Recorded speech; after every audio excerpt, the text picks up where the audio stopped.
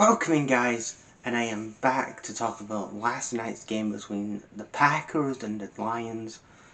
And you know what? I missed a couple of seconds of this game because I was just doing whatever. But yeah, it was one of those games. Again, big game win. We had to defeat those damn cheeseheads last night. Ultimately get to get a playoff place last night, and then we started off really hot in the game. Um, Dave Montgomery comes in with an 0-7 touchdown, and then we get after that. So we start really hot with a Montgomery touchdown, 0-7. After that, we have there's a flag for a foul flag in the first, and then Goff, he had a couple of off moments, I guess, in that first half, but he wasn't that bad. Uh, then you had the Green Bay, then you had the Packers going for the blitz on our offensive line. And again, we got another injury at offensive line again. But then again, if you're looking at things to get at the Lions, look at the offensive line.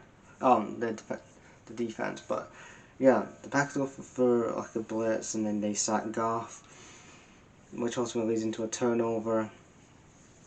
But then after that, we get to a field goal to make it 0-10, and then a penalty happens in the second. Moving on a bit in the second here, Tucker Kraft makes it 6-10 with a great. It was a great ball between 6-10 in the second. Then it was 7-17 by Watson. It was a great turn from Watson. He turned Davis and makes a touchdown to make it 7-17. And then moving on a bit further here into the second half of the game, Josh Jacobs was a big problem as well last night. That was a big issue that we had with Josh Jacobs. Christian Watson as well. Two big issues as well. Tucker Kraft as well. Then we go into even the ref took a bump. Well, that's how heated it was. Like the ref took a bump. He injured his shoulder or whatever. But yeah, he was okay for the rest of the game. Then yeah, like I said, Kraft comes in to make it 13-17, then 14-17. McNeil gets himself also had a concussion, so also big injury risk. Then later on in the game, it's 28-24. Packers get himself back in the game. Tim Patrick, good pass from Jared Goff to find Tim Patrick to make it 21-23. Then Packers get themselves into the game. It's 28-30. Then obviously 31-31. We go into the last couple of seconds. We have a timeout, and then we get Bates on. Bates hits the field goal to make it 34-31. Packers we get ourselves the Lions get themselves a playoff place.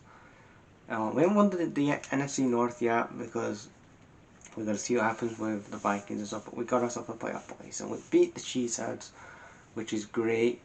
Fuck the Cheeseheads. And yeah, it was a great win for the Lions.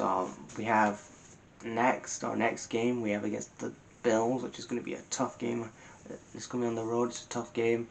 So we got the Bills. I think we have the 49ers. And some other teams. But again, you look at the playoff. Again, we could potentially face an Eagles. Again, if it's Eagles Lions, I kind of worry when we face the Eagles because again, the Eagles. I know they had a slow start. They wasn't all that this year, but it wasn't that beginning of the season. You used to go with Nick Sirianni going to stay in the job, but yeah, he's like found his way, and the Eagles are definitely a contender. You're looking at the Bills definitely as a contender this year. Chiefs, you can get at the Chiefs. They are a gettable team, but you can never rule out the Kansas City Chiefs. Just Andy Reid's in-game management cannot rule it out. And then you're looking at even the Commanders. Like the Commanders could do some stuff. I'm liking what Dan Quinn has done in Washington, and he's done some good shit. Like Jaden Daniels looks like he is the guy. I know they still need some more moving parts, but so far so good. And even the Texans and the Texans as well we can talk about. There's the Chargers kind of trying to get in that wild card as well. The Rams always in that contention. Even fucking the 49ers are in there too. But yeah, that's my review, guys.